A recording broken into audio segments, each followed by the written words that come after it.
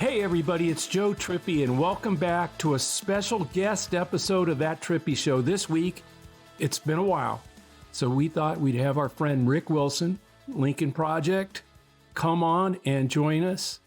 If you aren't listening to Rick's podcast, The Enemies List, go give it a listen right now. It's cathartic, it's real, and it is a must listen. We'll include it, a link to in our show notes. Yeah, we'll talk about that Time article and what Trump would do with a second term in office, how he's laying the groundwork for another January 6th. If that isn't blindly obvious, it should be. What's the latest with RFK Jr.? Is he Trump's best chance to win? And what are our friends in the pro-democracy coalition doing to stop him and beat Trump? What should we look forward to later this year? Rick, thanks for joining us. Joe, I'm delighted to be with you as always. Good to see you. Alex, where should we get started? So, Rick, I think, by the way, I'm going to plug your Substack here too.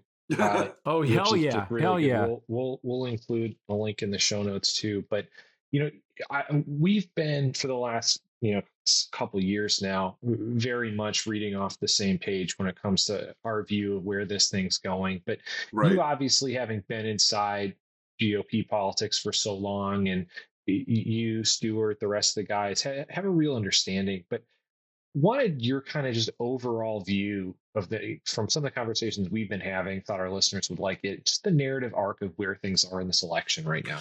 Look, I think we are at this moment facing a lot of what we faced in 2020. Trump's biggest job is to convince people he's inevitable. His biggest job is to convince people that all the craziness, the criminality, the illegalities, the horrifying failures at every different level are just a distraction, and he's inevitably going to win again. His people need to hear that. He needs to pretend that that's the case. And so we end up, I think, in a really tough spot sometimes, because the pro-democracy side of the movement tries not to, lie its ass off every single minute of the day. And Trump doesn't have any compunctions about that. I think that we are much better off than people think we are for three big reasons. The first is, and it is the Godzilla issue of this election. It was the Godzilla issue of 2022. It's Dobbs. And the fact that these states like Florida just yesterday passed a 6-week abortion or implemented a 6-week abortion ban, Dobbs has changed the game. There's a whole new demographic of Republican voters who are not pro-Trump, who are at least mildly or no sort of libertarianish way pro-choice. Those people are pissed off. They're Dobbs dads, as we call them, who are pissed off. They are furious at the thought that their daughter could be raped and die because they can't get medical treatment. That has hurt Trump, and Trump's continued insistence of, I banned Dobbs, I banned Roe v. Wade, I did it, I'm very proud of it. That has hurt him tremendously. And I think that one of the other areas that we haven't, calculated inside of this, of why we're better off, is there are more Republicans every day. No matter, take the spin out of it, but there are more Republicans every day who wake up and go, "Oh hell, do I have to do this again? Do I have to vote for this guy again?" They see it; it's out there. They're not as comfortable as they were, and they're also seeing in this trial. And this is the big thing I think that people are really undercounting right now. We're watching this trial go on, and you're not seeing Donald Trump, the bold, big, decisive, swaggering leader. You are seeing a tired, sad old man falling asleep and farting himself in court. You're seeing a guy who is not the guy that was out on the stage doing the dance in 2016. You are seeing a guy whose lifetime of criminality is catching up with him. It's not the deep state. It's not a conspiracy. It's Donald Trump's a bad guy, and people are seeing it. And it feels to them like new information. And that new information is hitting them pretty hard right now. So that's just some of the reasons I think we're better off than we were. And as Joe correctly pointed out months ago, as the economy picks up, as the economy continues to improve, there are still some sore spots in it like inflation, but the job creation, the wage growth, all those things are starting to sink in.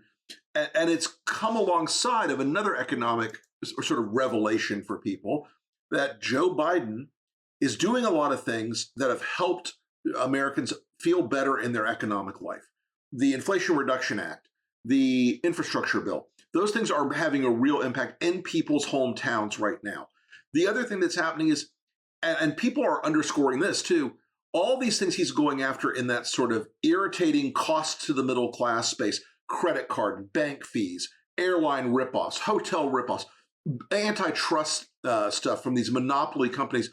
Those things are starting to tick through. I think like Joe's observation on the economy, those things will be percolating through by election day. They're going to be like, okay, wait, Joe Biden is helping me not get screwed every day, helping me get a better job with more wages every day, and I'm going to go back and vote for the crazy man? I don't think so.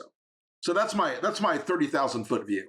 You know, Rick, what I would add to that too, and it's something that I think people are missing. You know, in all the quote bad news in the polls about, you know, Biden not doing as well with blacks or Latinos or young people, there's something weird that people aren't getting. Okay, if we're down 20 points with blacks, if Biden's down 20 points, you know, not Right. 90s, but in the 70s, if he's down with Hispanic Latinos, high 40s, low 50s, whatever, with young people, you know, where he had a massive lead, he's now only got a small one or slightly behind or tied.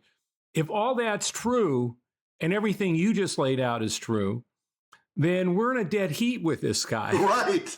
Which means we're in a dead heat with him, which means if we don't need to get 20 points back of those groups. That's right. If you get 4 or 5 points back, and we'll get more than that. I mean, I think all those groups will close back towards Biden as we get closer to the election. Maybe not get to the high water mark for Biden and Democrats in the past, but way better than we're doing today. Again, in part because of the other factors that you just pointed out. But that's why another reason I'd much rather be in the pro-democracy side of this in terms of the ability to win it in November. A lot of work to do, but I agree with you. Oh, I mean, Lord, yes. I mean, look, when we go out into the world and ask ourselves, has anything fundamentally changed with African American or Hispanic or young voters in their voter behavior? And the answer is the numbers that they've moved on the Republican side, they're not insignificant, but they're also not decisive yet. And I think that a lot of those will come home. A lot of those are being assessed now in the what I call the luxury phase of the campaign, where you can afford to be a little bit of a shopper. You can afford to be a little bit of a you can complain a lot. But when you get down to the real time, the real talk of a campaign where the outcome is going to be 4 more years of Donald Trump, I think people are going to have a much different approach to that than saying, "Oh, I'm going to stomp my feet and throw a fit and not vote for Joe Biden because he didn't do exactly what I wanted on any given issue." And I think that is a voter behavior that there are some Eeyore Democrats who are like, "Oh, we're never going to win."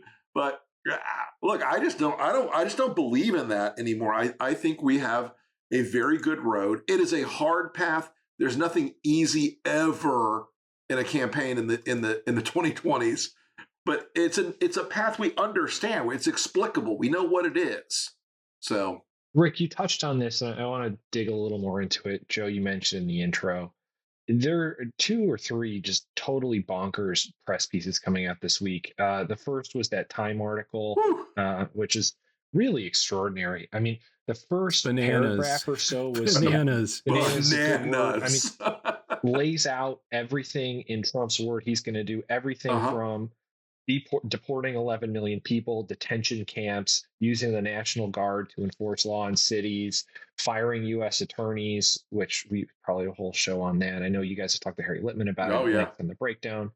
But, then you get into what's really interesting is he's laying the groundwork again for another January 6th, where he's saying things like, well, if it's stolen again, then you got to fight. And he doubled down to the Journal Sentinel this week.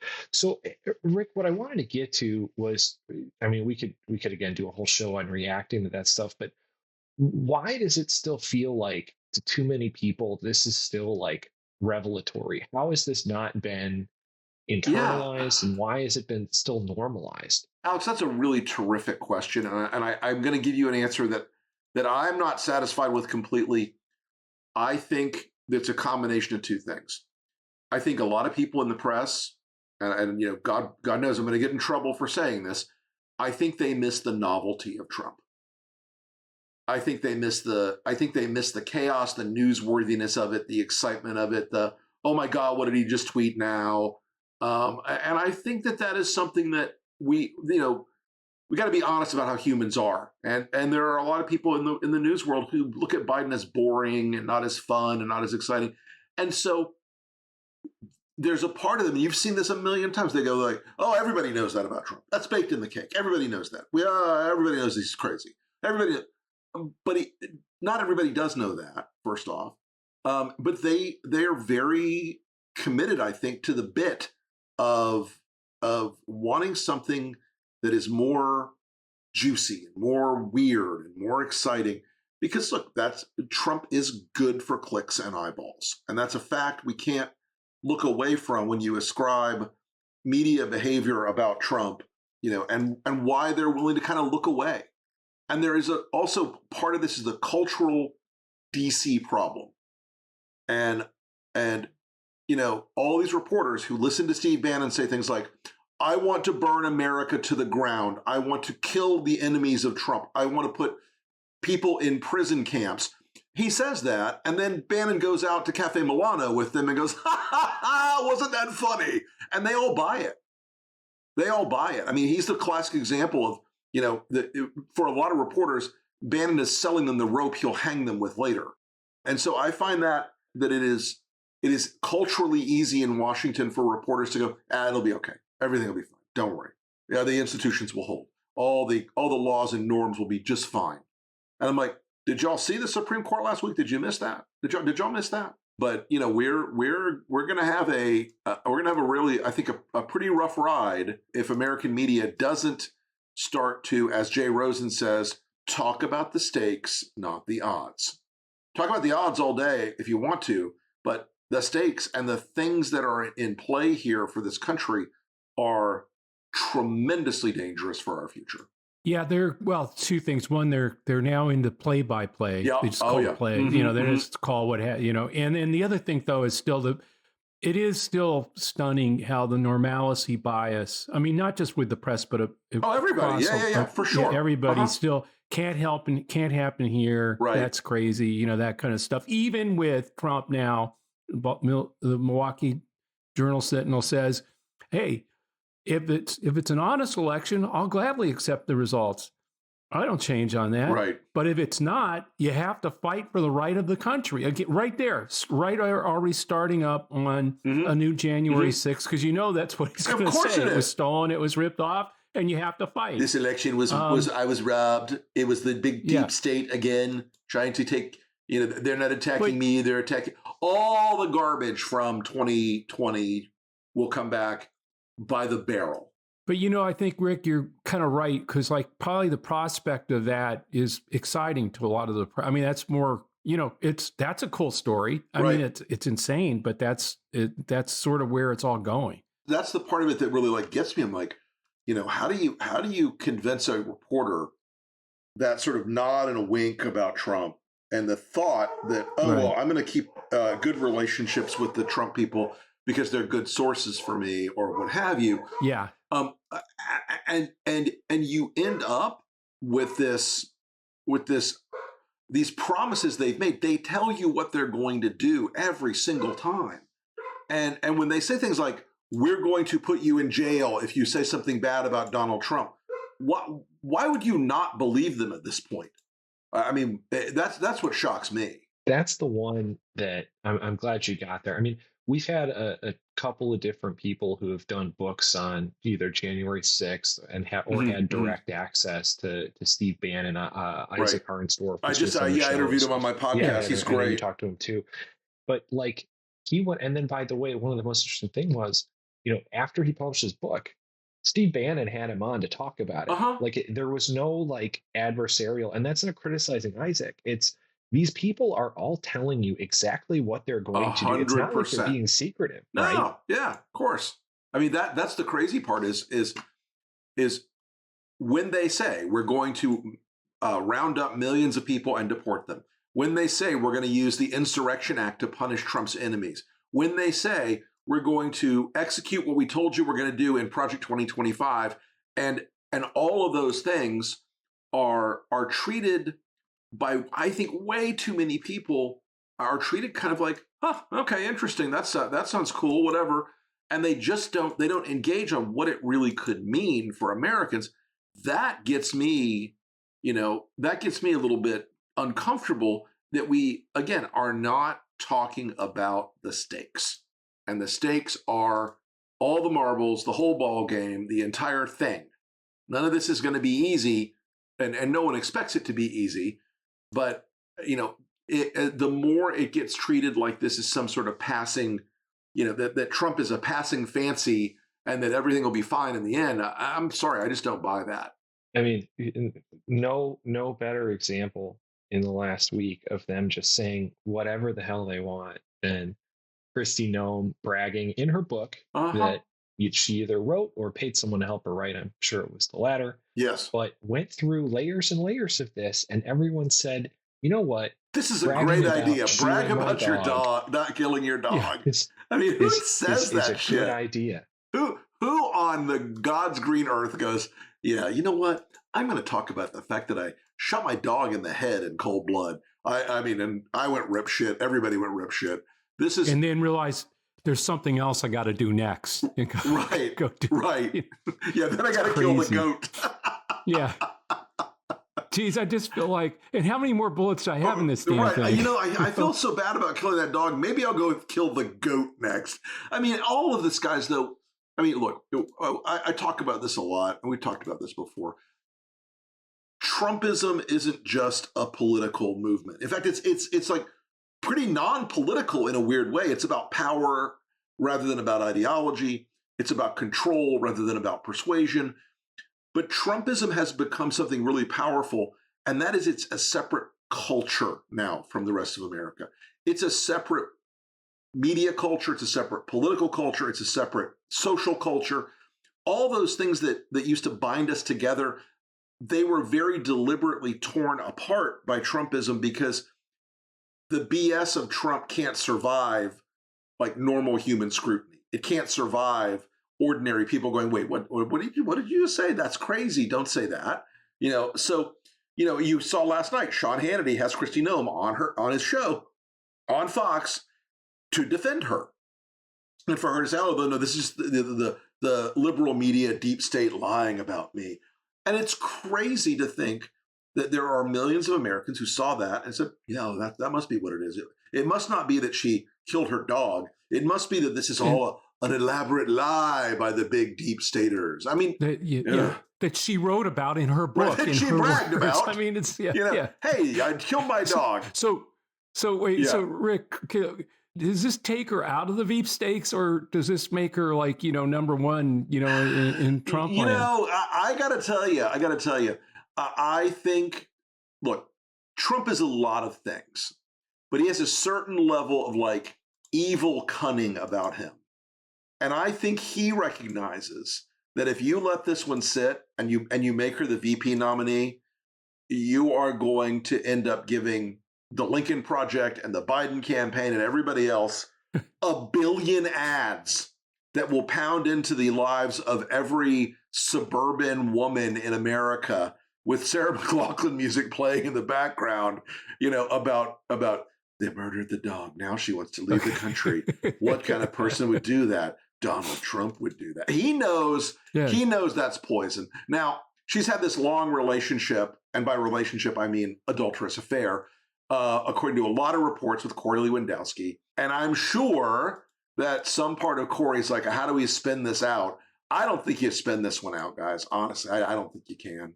I don't see a way where you get out of this one alive politically. It's that bad. I mean, it is that truly unbelievably terrible. But it does go to like the crass craziness to think, I'm going to tell this story, I'm going to write about it, I'm going to brag about it. I mean, given I mean, just a total disconnect from where people are. Total. It's just insane. And you can get away with saying it. And look, there are people who are, defending this now, and they're trying to do what they do a lot of the time, which is to say to the most privileged generations of people in the world, oh, you're the oppressed one. You're the one who's getting a raw deal in this country. It's you, white middle class America. They're when they talk about Kristi Noem's dog, they're really attacking your faith and your life and blah blah blah. And that some people on that side will buy it. But while Trump panders to his base, Susie Wiles, Chris LaCivita, McLaughlin, his pollster, they all know Trump can't win this with just his base, just as Biden can't win it with just his base. We're not in a world where base elections work like they used to work. So, I think that's why it kills her in the VP sweepstakes. Again, it's just she's done something now that's irritating to Trump. This is an irritant. He doesn't want to answer these questions. What do you think about her killing her dog? That takes the spotlight off of him. He has a different I think set up. If he had shot the dog. Oh no! The dog shooting would be shooting would be America's greatest new family and team sport. God, no one ever shot a dog before. None like me. I taught the dog a lesson that the deep state should also learn. The thing I don't get about this thing though is like, Alex knows that you've been out here, Rick. We got a sort of animal sanctuary here where we save horses and donkeys and steers and things. And look, they get, every once in a while the vet comes by and we, because we take good care of them and says, hey, it's in too much pain. There's time. You gotta put one of them down. And it's like a heart-wrenching thing. Now I know what I mean by that is I think even on farms, I mean, I understand the, hey, you've got, when it's, when you've got an injured animal or something, but this is, so I can understand it connecting somehow with the base, but no, but it's but pain. even it's then, pride. it's like it's pain.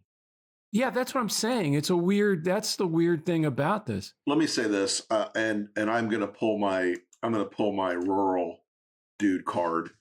I live in the country. My family comes from agriculture. In North Florida, we do corn, soy, peanuts, and hogs. In South Florida, we do citrus. I have grown up around hunting and hunting dogs. I have been around, I've had God knows how many bird dogs in my life now. I've had some bad bird dogs. I have a bad bird dog right now. She's broken. She will never go in the field. She will never hunt. I love her to death. Her name is Jane. She spins around like a dervish, okay? She's useless in the field. She would disrupt a hunt if I took her in the field. That's my fault, not hers.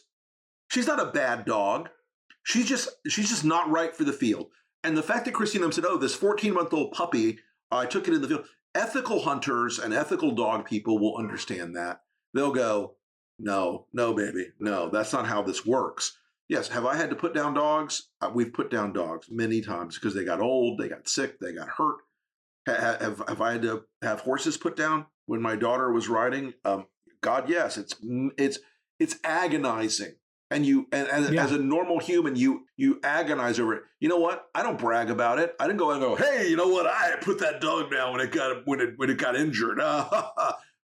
She did it for spite and for malice, and because she wrote it in the book to prove a point about her. She wasn't talking about the dog. She was talking to Donald Trump, saying, "I'll do it, Donald.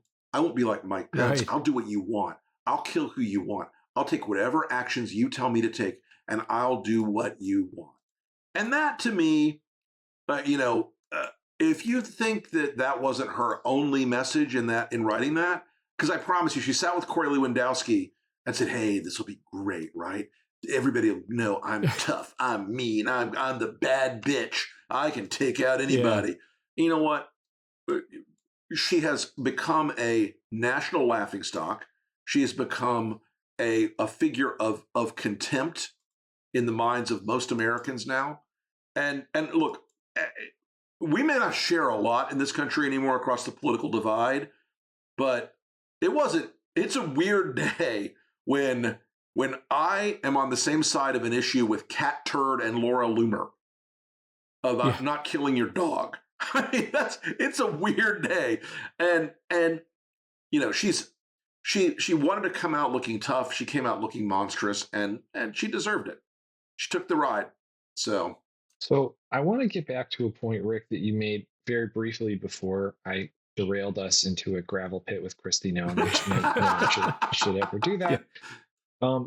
Rick, you mentioned Trump knows he can't win with his base, and obviously, we put no labels to bed. Yep. A couple weeks ago, which is great. RFK clearly still there, clearly with one mission. Wanted your take on where things stand with him, and what's the best way to take him out?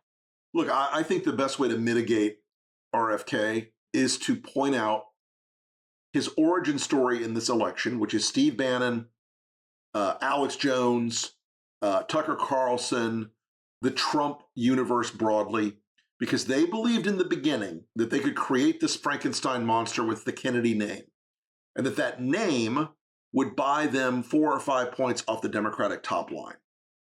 Now, what happened in the meantime? People figured out who the hell RFK is. He's an anti-vax, conspiracy theory, nut job wackadoodle who it's like, okay, he's right on the environment, but he also believes that we're secretly having 5G microchips put in our vaccines. So he ends up appealing as a spoiler because of his name.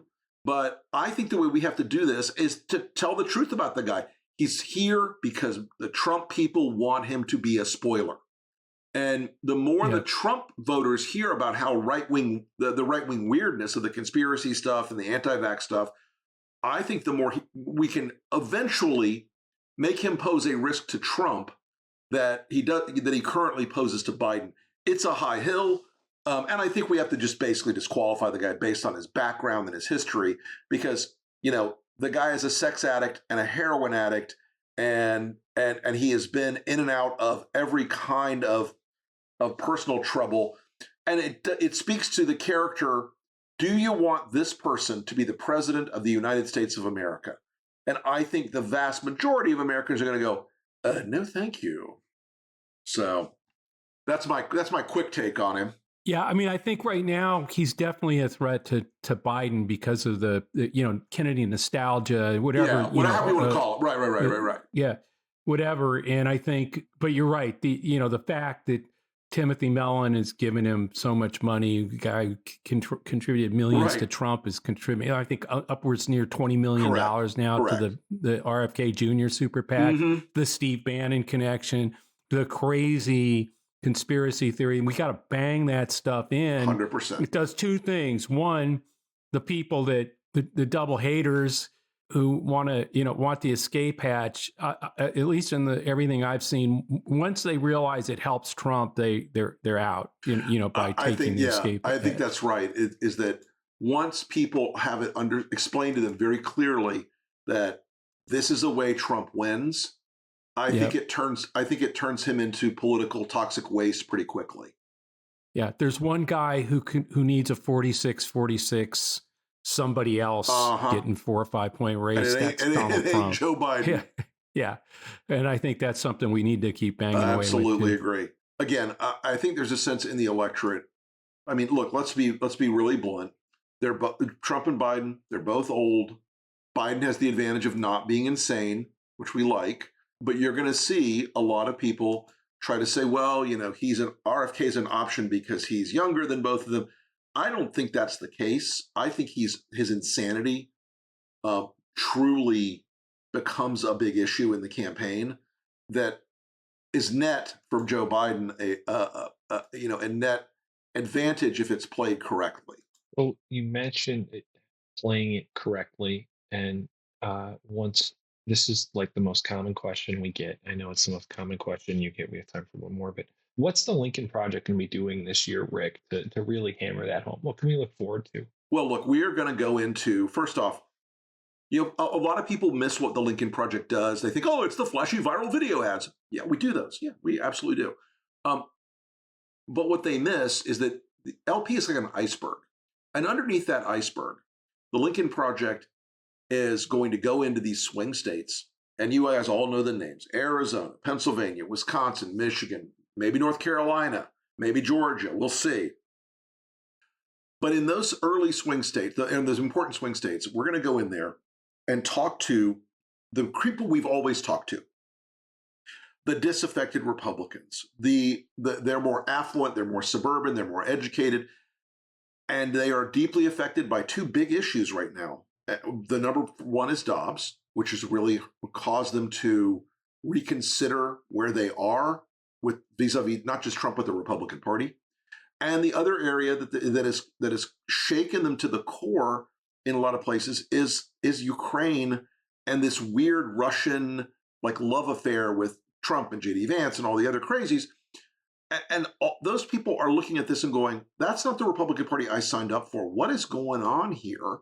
And it has become increasingly obvious that those two groups in those states will make the meaningful difference. So we're going to be advertising. We're already on the air in Arizona and Wisconsin right now. As you know, Alex and Joe, we're already on the air in those states talking to the Dobbs voters, talking to those conservative-leaning independents and those moderate Republicans in those states, and they are responding to the message we're doing in our advertising. And that is something that Lincoln brings to the table almost uniquely, that we have a tone and an understanding of how to communicate to these people that touches them more emotionally than almost anybody else could or has done.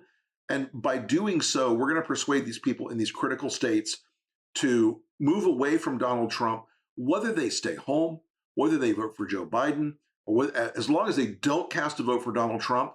That's a win for democracy, a win for America. And it's something that at LP we're very proud of having been able to do in 2022, in 2020, and we're going to do it again in 2024.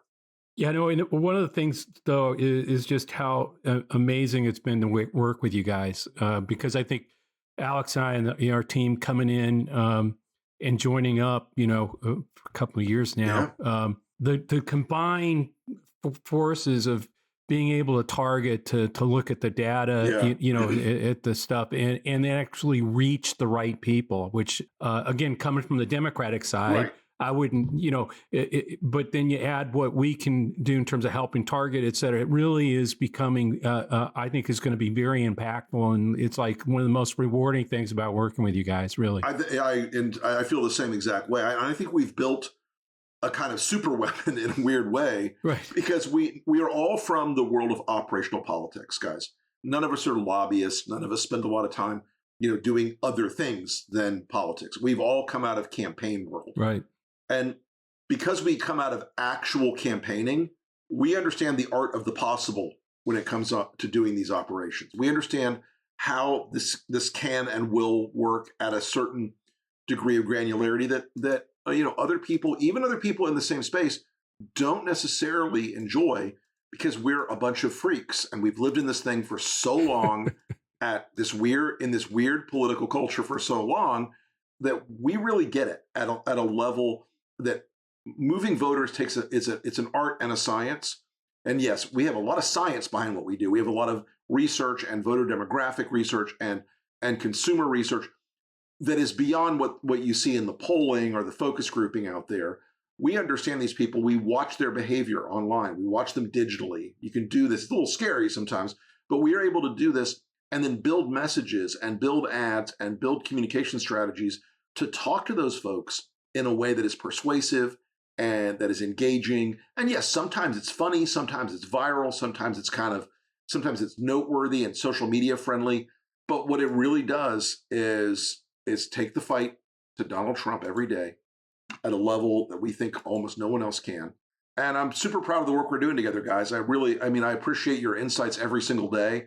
We have a lot of days where we like, is this idea genius or is this idea insane? And when, some days we'll let the genius idea work and some days the insane idea works, but it's getting the work done that really matters. And getting out there and talking to these American voters who need to be talked to It cannot be. We can't put them aside or ignore them or pretend that we can, win this election without understanding that this is going to be really tight. It's going to be really close. It's going to be ugly to the last minute, and that fight that we're in right now is going to take everybody to win.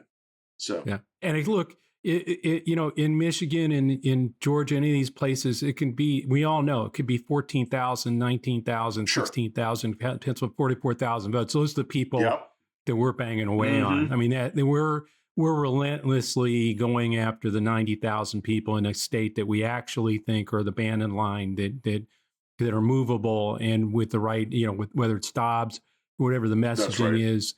While everybody else is going to be blowing $1 billion on TV and talking to everybody about, but I think what we're building is going to make a huge difference. And thanks everybody for your help out there in supporting us. I'm very grateful for everybody who's backed us, who's helped us deliver the message that American voters, they responded to what we did in 2020 and responded in 2022. And what we're doing is groundbreaking. What we're doing is a different approach to politics, and I'm really proud of what we've built. So, guys, that's a great place to end today. Thanks, Rick, for coming on, and thanks everybody for listening to That Trippi Show.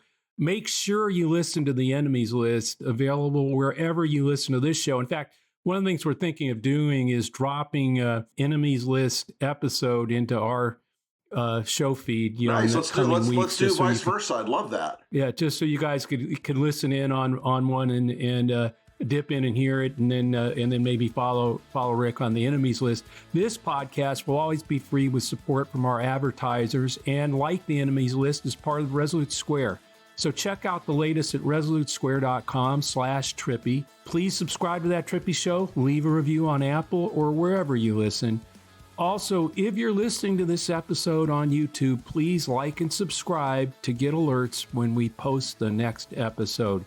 You can always send us a question to thattrippishow@gmail.com, and Alex promises we'll get to some. Or leave us a question and review on iTunes. We'll see you next week. Rick, thanks a lot again for being with us today. Delighted as always, guys. Delighted as always. Talk to you soon.